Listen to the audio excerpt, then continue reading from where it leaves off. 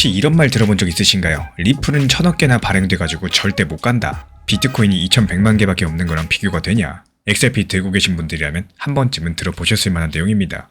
근데 며칠 전에 리플의 전 최고 기술 책임자 데이비드 슈워츠라는 사람이 짧은 한마디를 던졌죠. XRP를 더 이상 만들 방법은 없다. 코드 자체에 그런 기능이 존재하지 않는다. 이 한 가지 문장이 지금 XRP 커뮤니티 전체를 다시 한번 뒤흔들고 있는 상황입니다. 근데 오늘 제가 진짜로 말씀드리고 싶은 건요. 이 발언의 뜻이 우리가 생각하는 것보다 훨씬 더 깊다라는 점인데요. 왜 하필 지금 이 타이밍에 이 말이 나왔는지, 그리고 그 안에 숨어있는 진짜 의미는 무엇이 있는지 지금부터 차근차근 풀어드려 보도록 하겠습니다. 먼저 가장 흔한 오해부터 한 가지 짚어드려 볼게요. 많은 분들이 XRP를 비판할 때 이런 논리를 사용하십니다. 공급량이 너무 많다. 그러니까 그래서 가격이 오를 수가 없다. 얼핏 들으면 맞는 말 같죠. 비트코인은 2100만 개입니다. 근데 XRP는 무려 1000억 개입니다. 숫자만 보면 어마어마하게 비교도 안 될 만큼 차이가 납니다. 근데 여기서 우리가 놓치는 게 하나 있죠. 가격이라는 건요. 공급량 한 가지로 정해지는 건 아니라는 사실입니다. 그럼 진짜로 가격을 움직이는 게 뭐냐? 그게 바로 오늘 영상의 가장 큰 핵심이 되겠는데요. 슈워츠가 말한 게 표면적으로 보면 정말 단순합니다. 더 이상 만들지 못한다는 거죠. 근데 지금 시장이 진짜로 봐야 될 거는 따로 있습니다. 바로 에스크로라는 장치인데요. 에스크로라는 말이 조금 어려우실 수 있는데 쉽게 말씀드리면 리플사가 자기들이 가진 XRP를 금고에다가 잠궈둔 거다 이렇게 생각하시면 되겠고, 매 달마다 일정량씩 그 금고에서 풀려나오게 되어 있습니다. 한 달에 약 10억 개 정도씩 풀리는데요. 이 숫자만 들으면 조금 놀라실 수도 있겠는데 여기서 중요한 건 풀린 XRP 중에 대부분은 다시 금고에 잠긴다는 점입니다. 즉 실제로 시장이 돌고 있는 양들 생각보다 적다라는 거고, 이 슈워츠의 말만 듣고 안심하기 전에 이런 흐름들 먼저 알고 있어야 된다는 뜻이겠죠. 여기까지가 첫 번째 핵심이 되겠어요. 근데 진짜로 흥미로운 건 지금부터입니다. 이 XRP에는 비트코인에도 없는 아주 독특한 구조가 한 가지 있는데요. XRP는 거래가 한번 일어날 때마다 아주 적은 양이 영구적으로 사라져버립니다. 이걸 소각이라고 부르는데 한번 사라진 XRP는 영원히 다시는 돌아오지 않습니다. 코드 자체에서 그렇게 짜여 있어요. 한 번에 사라지는 양은 정말 작습니다. 그래서 지금까지 사람들이 별로 주목하지 않았었죠. 근데 이런 작은 구조들이 시간이 지나면 어떻게 될까요? 그리고 어떻게 작용할 수 있을까요? 비트코인과 비교해보시면 분위기가 완전히 달라지게 될 겁니다. 비트코인은 2140년이 되면요. 새롭게 만들어지는 비트코인이 제로가 됩니다. 그리고 그 이후부터는 공급량이 더 줄어들지도 않고요. 그리고 반대로 늘어나지도 않습니다. 그냥 말 그대로 멈추는 거예요. 반면에 XRP는 어떨까요? 거래가 일어날 때마다 계속해서 줄어들게 될 겁니다. 사람들이 XRP를 많이 쓰면 쓸수록 그만큼 더 빨리 사라지게 되겠죠. 결국에 사용량이 늘어나는 한 XRP의 공급량은 멈추지 않고 계속해서 줄어든다는 뜻이겠고, 이 차이가 처음엔 작아 보이더라도 시간이 길어질수록 점점 더 커질 수밖에 없습니다. 여기서 한번 가볍게 상상을 해볼게요. 지금까지 공개된 자료 살펴보면은 전 세계 은행 간의 송금에 가장 많이 쓰이는 시스템, 바로 스위프트라는 곳인데요. 하루에 어마어마한 금액들이 이 시스템을 통해서 이동하게 되는데 한국 돈으로 환산하면은 매일마다 수천조 원씩 오고 가는 규모입니다. 만약에 그 거래 중에서 단 1% 정도만 XRP 기반 결제망으로 옮겨온다. 이렇게 가정해보면 어떨까요? 이런 경우에 하루에 소각되는 XRP의 양은 지금과는 비교가 되지가 않겠죠. 근데 이런 가정만으로도 1000억이라는 숫자가 더 이상 그렇게 크게 느껴지지가 않는다는 걸 알 수가 있겠습니다. 그리고 이쯤에서 슬슬 감이 오시는 분들 계실 텐데요. 그럼 이 모든 것들을 한번 정리해 보겠습니다. 슈워츠가 더 못 만든다고 말을 했죠. 그건 맞습니다. 하지만 더 중요한 거는 XRP는 못 만드는 정도가 아니라 계속해서 사라지고 있는 자산이라는 점입니다. 비트코인은 어느 시점에 가서 멈추겠죠.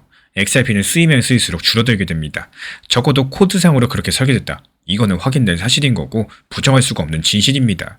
그리고 바로 이 지점이 지금까지 대부분의 사람들이 놓치고 있던 진짜 중요한 포인트겠죠. 근데 여기서 한 가지 또 의문이 남습니다. 아니 그럼 왜 슈워츠가 하필 지금 이 시점에 이런 말을 했을까요? 이 부분이 확정된 사실은 아니고요. 지금까지 공개된 자료를 확인해보면은 최근에 몇 달 동안 XRP 관련 ETF 승인 기대감들, 그리고 미국 내부 가상자산 규제 정리 움직임들 동시에 진행이 되고 있는 상황이고, 이런 시점에서 항상 한 가지 질문들이 따라붙게 됩니다. 기관들이 들어와도 공급에 문제는 없는지. 슈워츠의 발언들은 바로 그 질문에 대한 답처럼 들리는데요. 더 이상 만들지 못한다. 즉 너희가 들어와도 우리가 갑자기 발행량을 늘려가지고 너희 지분을 흐릴 일은 없을 것이다. 이런 메시지로 읽어볼 수가 있겠고, 그래서 앞으로의 흐름들을 한 가지 시나리오로 좁혀가지고 말씀드리면 이렇습니다. 단기적으로 봤을 때 슈워츠의 발언 자체가 가격을 크게 움직이진 않을 가능성이 높겠고요. 시장이 이미 알고 있었던 정보였으니까요. 근데 중장기적으로 보시면은 기관 자금이 본격적으로 들어오는 시점들, 이 발언 자체가 다시 회자될 가능성이 크겠습니다. 그리고 이유는 단순해요. 기관이 가장 싫어하는 게 바로 예측 불가능한 공급 증가이기 때문인데요. XRP가 그 리스크가 없다라는 것들을 리플 전 CTO가 공식적으로 못을 박은 셈이 되겠고, 그렇다면 여기서 우리가 진짜로 보셔야 될 신호가 따로 있습니다. 핵심 신호는 총 3가지인데요. 매 달마다 풀리는 에스크로 중에 실제로 시장에 돌고 있는 양이 얼마나 되는지, ETF 관련된 자금 유입의 속도가 얼마나 빨라지는지, 그리고 XRP 기반 결제망의 실제 거래량이 어떤 추세로 늘어나고 있는지, 이 3가지가 동시에 같은 방향성을 가리키기 시작을 하면은 그때부터 진짜 변곡점이 시작이 될 겁니다. 지금은 그 신호들이 하나씩 켜지고 있는 단계라는 거죠.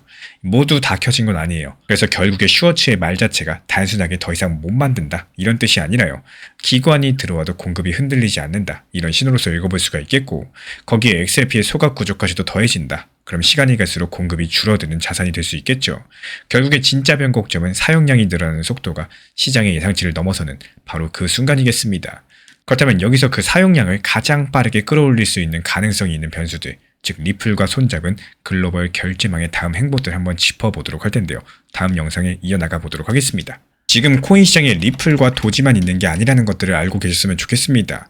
지금 코인 시장이라는 이 큰 시장을 보시고요. 또 시장에 대응을 하고요. 시장이 움직이는 방향성에 대해서 적극적으로 활용하려고 하셔야지 리플 좋다더라, 리플 얼마까지 상승한다더라 이런 말만 듣고 리플만 보고 몰빵으로 들어가시게 되면요.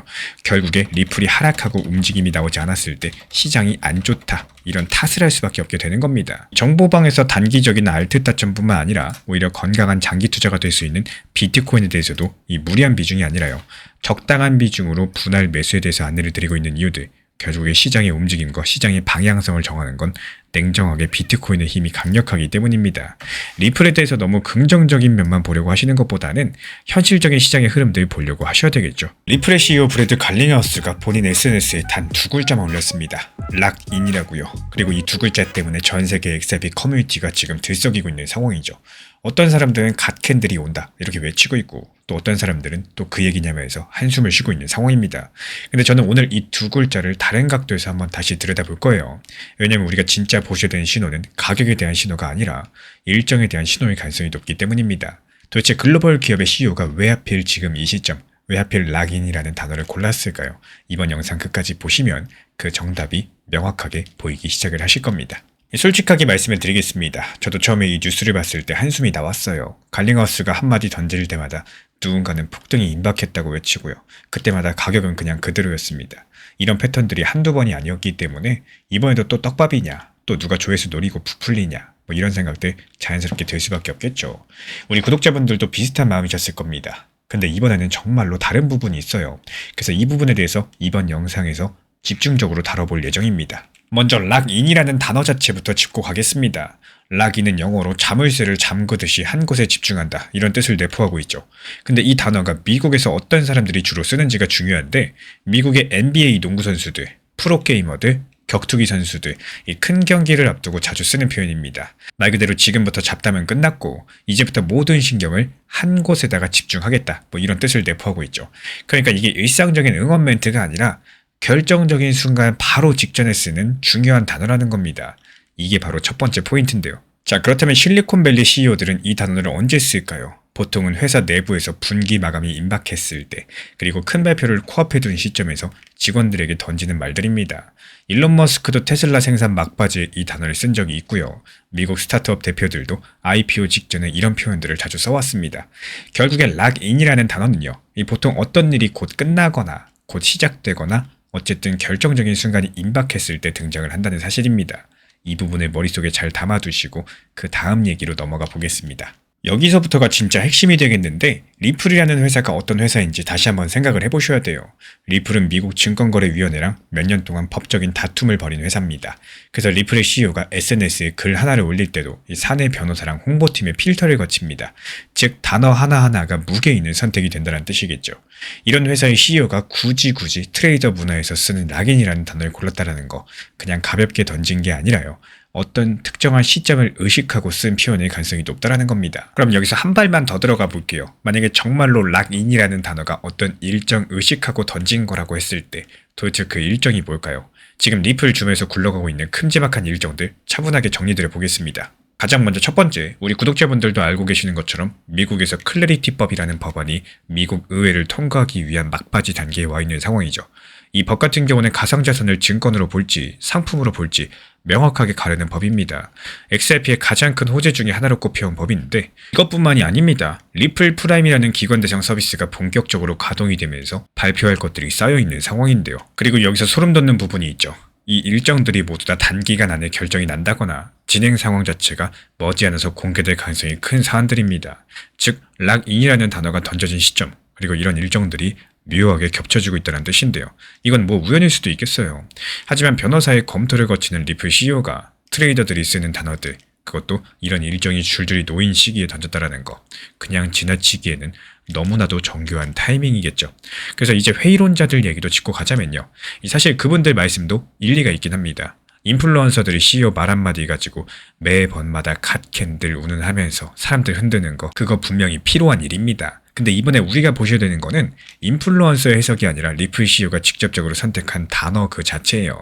인플루언서가 부풀린 부분들 무시하셔도 되겠지만요. 리플 CEO가 던진 단어 자체는 무시하시면 안 됩니다. 이 두 가지를 섞어가지고 같이 비판하면 진짜 신호까지도 놓쳐버리게 되기 때문에, 그래서 저는 이 락인이라는 단어 한 가지만 떼어내서 봤을 때 이건 가격 예언이 아니라 일정 예고에 가깝다, 이렇게 보고 있는 이유겠습니다. 그럼 여기서 가장 가능성이 높아 보이는 시나리오가 뭐냐? 지금까지 공개된 자료만 놓고 봤을 때 가장 자연스러운 흐름은 바로 앞으로 4주에서 8주 사이 클래리티법이라거나 ETF 관련해가지고 결정적인 진전이 한 번은 나올 가능성이 높겠고, 그 시점에 맞춰가지고 리플 XRP도 큰 발표를 준비하고 있을 가능성이 높다라는 거죠. 이번 리플 CEO 갈링하우스의 락인 자체가 이 직원과 시장이 동시에 보내는 신호일 수 있다는 겁니다. 그래서 지금부터 다가올 만한 이 몇 주 동안의 일정들 차분하게 지켜보시는 게 맞겠죠. 결국에 결론을 짧게 정리하자면 이렇습니다. 락인은 가격 신호가 아니라 일정 신호로 읽는 게 더 합리적이겠고요. 그 일정은 클래리티법, ETF, 리플 프라임 같은 이런 굵직한 사안들과 시기적으로 겹쳐있기 때문에 지금 우리가 하셔야 될 일들은 폭등 예언에 흥분하시는 게 아니라 다가올 만한 몇 주 동안의 일정표를 정확히 들고 있는 겁니다. 그럼 한 가지 질문 드리면서 맞춰볼게요. 만약에 이런 일정 중에 한 가지라도 이 시장 예상보다 빠르게 결정난다면 XRP는 그 순간 어떻게 움직일 수 있을까요? 이번 얘기는 다음 영상에서 이어서 풀어드려 보도록 하겠습니다. 어제 시장 좋다고 또 내일 시장 좋다고 1년 뒤에 시장 좋다? 1월이라는 법은 없습니다. 그 뜻은 뭘까요? 시장 안 좋다라고 해가지고 가만히 웅크리는 게 아니라 시장이 안 좋고 가격 안 좋다라는 거는 오히려 높은 평균 단가를 낮추기가 좋을 거고, 또 시장이 안 좋았을 때 더 분할 매수하기 좋은 시기일 수가 있는 것 같습니다. 조금만 긍정적으로 생각을 해보시면요. 10,000원으로서 리플이 5,000원일 때 2개 살 수 있죠. 근데 지금 같은 시장에서 리플 5개 살 수 있는 시점입니다. 이미 하락한 시장에 대해서 불평불만보다는요, 차라리 지금 시장에서 어떻게 활용할 수 있을지 여기에 대해서 생각하시는 게 훨씬 더 건강한 매매 습관일 수가 있겠습니다. 내가 들고 있는 지금 이 코인의 회사가 사실은 내가 알고 있던 회사가 아니라면 어떻게 되실까요? 이 송금회사라고 알고 있던 리플랩스가 지난 5월 15일 미국의 2건의 상표를 조용히 출원했다는 소식인데요. 이번에 미국에다가 2건의 상표를 조용하게 출원했다는 소식입니다. 근데 그 안에 적혀있던 단어들, 이게 송금하고는 아무런 관련이 없었다라는 건데, 저도 처음에 이 뉴스 봤을 때 솔직히 별 생각 없이 넘어갔어요. 상표 출원이라고 하면은 그냥 회사 로고 등록하는 거 아니냐, 뭐 이렇게 생각하기가 쉬울 텐데요. 근데 이 출원 서류 안에 적혀있는 사업 분야들 하나하나씩 뜯어보고 나서 등에 식은땀이 흘렀습니다. 왜냐면 이건 송금회사가 등록할 만한 사업이 절대로 아니었기 때문이에요. 그리고 이번 출원에 포함된 사업 분야가 뭐였냐? 자산관리, 재무리스크 관리, 투자자문, 그리고 헤지펀드 운용, 프라임 브로커리지, 증권대처, 청산중개까지도 이름들이 조금 어렵게 느껴지실 수 있습니다. 그래서 쉽게 풀어드려 보자면요.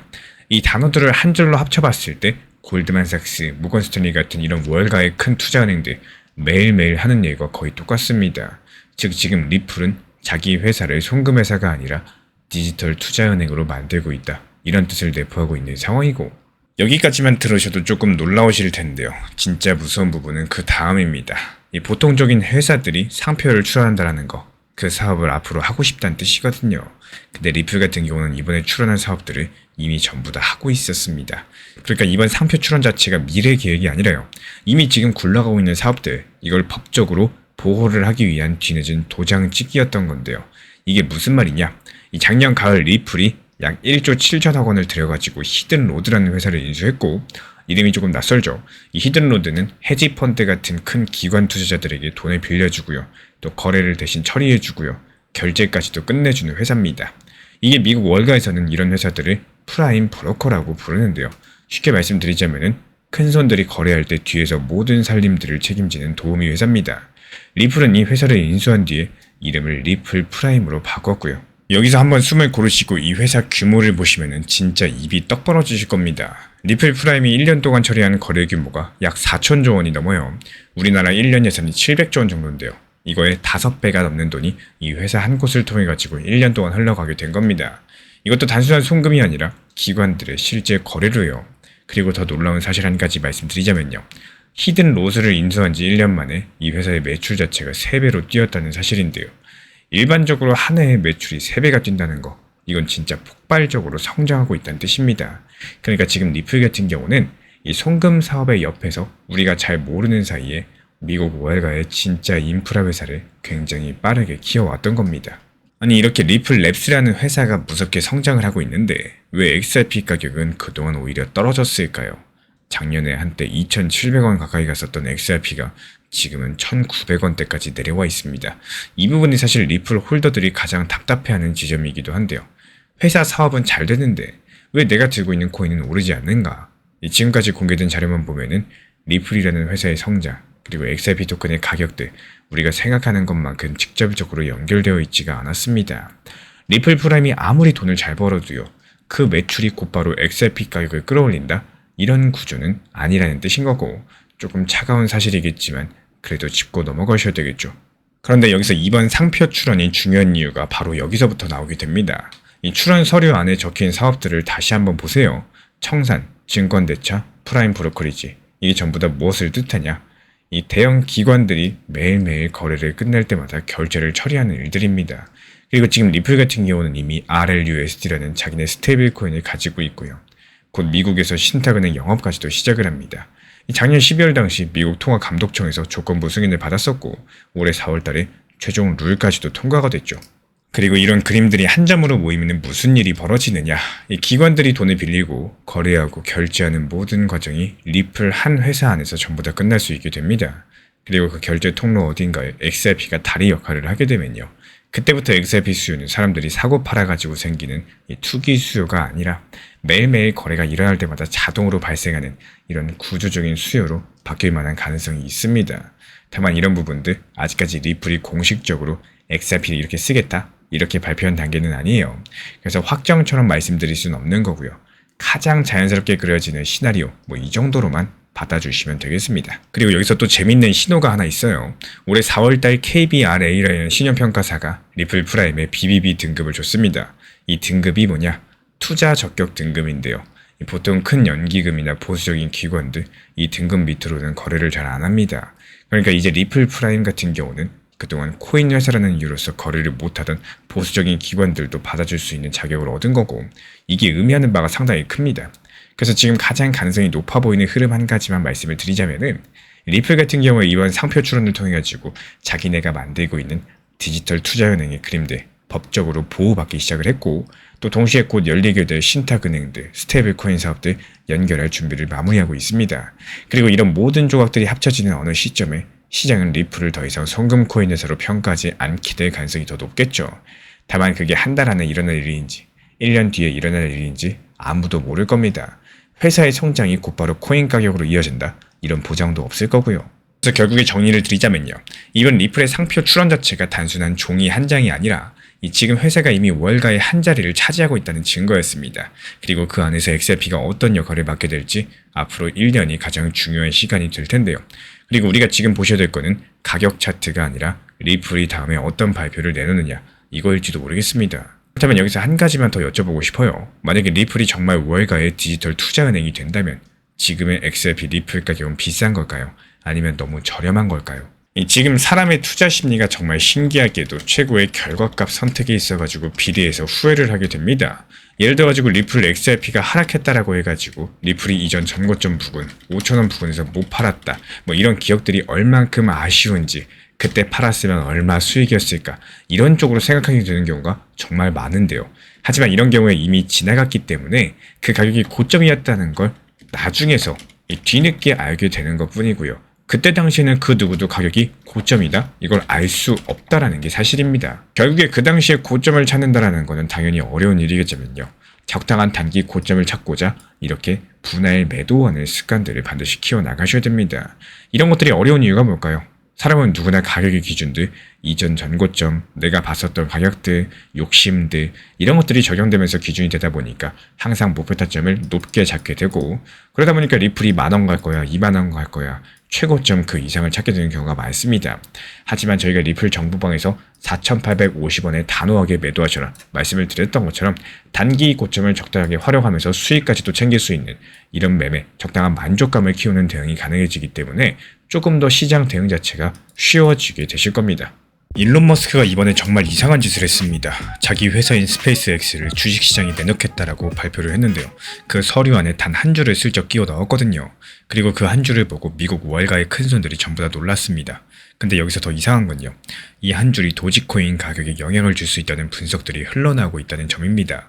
도대체 어떤 한 줄이길래 그러는 건지 이번 영상 그 정체를 처음부터 끝까지 풀어드릴 예정이고, 끝까지 보시면은 단기 전략까지 가져가실 수 있을 겁니다. 먼저 상황부터 정리드려 볼게요. 스페이스X가 지난 20일에 미국 증권거래위원회에 상장 서류를 냈죠. 상장이라는 건 회사 주식을 일반 사람들도 살 수 있게 시장에 내놓는다는 뜻이고, 근데 이게 보통 상장이 아닙니다.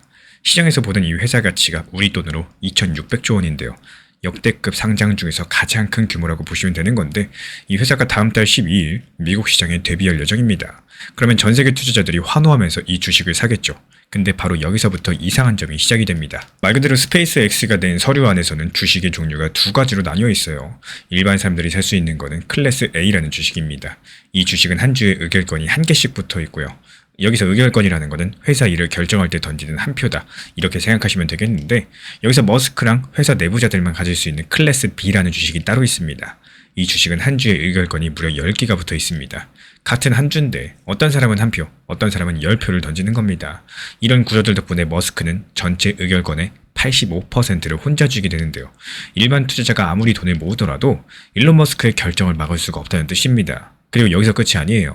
일론 머스크는 자기를 회사 대표 자리에서 끌어내리는 결정조차도 자기 자신만 내릴 수 있게 조항을 박아 넣었습니다. 이 회사의 주주들이 회사를 상대로 소송도 마음대로 못합니다. 이쯤 되면 미국 월가가 왜 놀랐는지 감이 오시겠죠. 그럼 이게 도지코인하고 도대체 무슨 상관이냐? 이게 오늘 영상의 핵심입니다. 보통 큰 회사 대표가 어떤 결정을 하려고 하면은 이사회가 막거나 큰 주주들이 반대를 하죠. 예를 들어가지고 갑자기 회사 결제 시스템에 어떤 코인을 도입하겠다라고 했을 때 주주들이 들고 일어납니다. 이상한 결정 못하게 견제하는 장치들이 회사마다 있다라는 거예요. 근데 스페이스X는 이 견제 장치 자체가 작동을 안 합니다. 일론 머스크가 무슨 결정을 하든 막을 사람이 구조적으로 없다라는 거고, 그리고 머스크는 그동안 도지코인에 대해서 여러 번 우호적인 발언을 해왔습니다. 화성에서 쓸 돈은 도지가 될 거다, 뭐 이런 농담 같은 말 여러 번 해왔고요. 지금까지는 그게 그냥 말장난처럼 들렸었는데요. 근데 상장 서류를 자세히 보면은 스페이스X는 앞으로 소행성에서 자원을 캐고 또 달과 화성에서 에너지를 만들겠다라고 밝혔고요. 우주에서 사업을 하려면은 결제 수단이 반드시 필요하죠. 그리고 그 결제 수단을 정하는 사람이 사실상 일론 머스크 한 명이란 뜻입니다. 그리고 여기서부터가 조금 소름 돋는 부분인데요. 스페이스X 같은 회사 주식은 대한민국에 계신 우리 일반 투자자분들이 사기가 굉장히 어렵습니다. 미국 주식 계좌가 있어도 상장 초기에는 큰 기관들이 먼저 가져가는 경우가 많거든요. 그럼 머스크 사업에 베팅하고 싶은 돈들 어디로 흘러갈까요? 테슬라는 이미 너무나도 커졌습니다. 머스크가 가진 다른 회사들, 예를 들어가지고 X라는 SNS 회사라거나 뉴럴링크, 보링컴퍼니, 이런 회사들은 아예 상장이 안 돼 있어서 살 수도 없어요. 누구나 살 수 있고 머스크랑 연결돼 있고 시가총액도 비교적 작은 자산, 사기 쉬운 자산 딱 하나 남아있는데요. 그게 바로 도지코인입니다.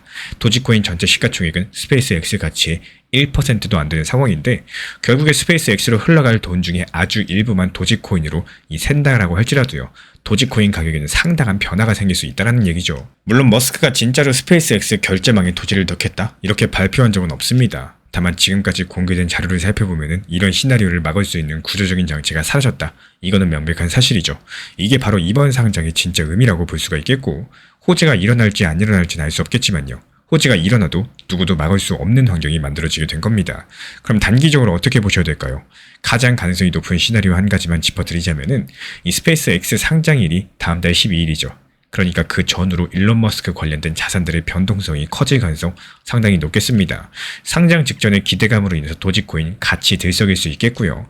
상장 직후에는 차익 실현 매물이 나오면서 또 한 번 조정 하락세가 오는 경우가 상당히 많기 때문에, 그래서 진입을 고민하신다면은 상장 직전 이 들뜬 분위기보다는 상장 직후에 가격이 자리를 잡는 구간, 오히려 조정 하락했을 때 그때부터 분할 매수가 더욱더 안전하다고 보여지고 있습니다. 과거에 비슷한 대형 이벤트 패턴을 봤을 때요, 가장 자주 나타나는 흐름이기 때문에 우리 구독자분들도 미리 알고 계시면 좋겠고요. 그리고 마지막으로 말씀드려야 될 게 있습니다. 이번 차등 의결권 구조에 대해서 미국 안에서 비판 여론이 만만치가 않은 상황인데요.